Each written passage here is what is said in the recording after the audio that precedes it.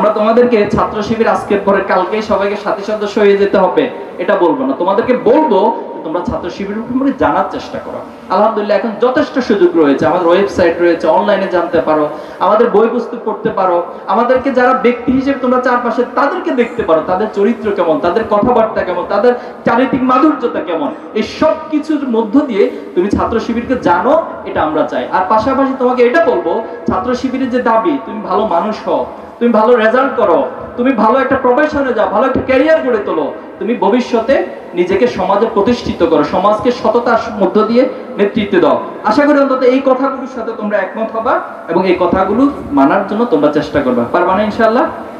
একটা কথা মনে রাখবা, ছাত্র শিবির টোটাল তার কার্যক্রমকে যদি তুমি ভাগ করো,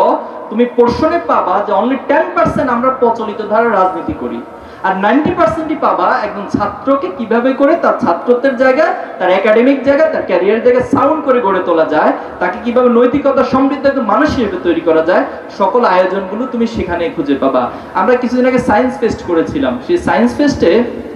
যারা টপ হয়েছে এর মধ্যে থেকে একজন এই কিছুদিন আগে আমেরিকাতে গিয়েছেন এবং আমেরিকায় গিয়ে একটা ওয়ার্ল্ড কম্পিটিশনে তিনি সেকেন্ড পজিশন স্থান লাভ করেছেন। আলহামদুলিল্লাহ, এরপরে আমরা তাদেরকে বিভিন্নভাবে প্রমোট করছি, আমরা তাদেরকে নিয়ে আয়োজন করতে ফিউচার সায়েন্টিস্ট যারা ভবিষ্যতে বড় বিজ্ঞানী হবে, আমরা তাদের মধ্যে স্বপ্নগুলো জাগানোর চেষ্টা করতেছি। যে তোমরা বাংলাদেশে বসে আমাদের যে ব্রেন ড্রেন হয়, অর্থাৎ আমাদের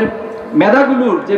বাইরে পাচার হয়ে যায়, বাইরে চলে যায়, বাংলাদেশের সুযোগ সুবিধা, অবকাঠামোগত সুবিধা পাওয়া যায় না, গবেষণার সুযোগ সুবিধা পাওয়া যায় না, আমরা তাদেরকে বলছি যে তোমরা উদ্যোগ গ্রহণ করো, ছাত্র শিবির ইনশাআল্লাহ আমাদের তোমাদের পাশে থাকবো এবং আমরা চাই এই বাংলাদেশ থেকে আগামী দিনে বড় বিজ্ঞানী, বড় ধরনের বাংলাদেশকে পরিচালনা, বিশ্বকে নেতৃত্ব দেওয়ার জন্য মানুষ তৈরি হবে। তো আমাদের এই টোটাল কার্যক্রমের 90% তুমি মানুষ গড়ার সিস্টেম, মানুষ গড়ার কর্মসূচি পাবা, আর 10% যেটা রাজনীতি করে এর মধ্যে ম্যাক্সিমাম হচ্ছে সমাজের যে অসঙ্গতিগুলো রয়েছে, সমাজের যে জুলুম রয়েছে, সমাজে যে অন্যায় হচ্ছে সেগুলোর প্রতিবাদ অথবা সেগুলো যেন সমাজ থেকে নির্মূল করা যায়, এই প্রসঙ্গে আমরা কাজ করে থাকি। আমাদের নারী ইস্যুতে, এখানে বোনেরা আছেন তোমরা, নারী ইস্যুতে ছাত্র শিবিরকে এক ধরনের বিদ্বেষপূর্ণ হিসেবে উপস্থাপন করা হয়, ছাত্র শিবির নারী বিদ্বেষী অথবা ছাত্র শিবির জোর করে কাউকে বোরকা পরিয়ে দিবে, এ ধরনের বিভিন্ন প্রোপাগান্ডা আমাদের বিরুদ্ধে বলা হয়। দেখো,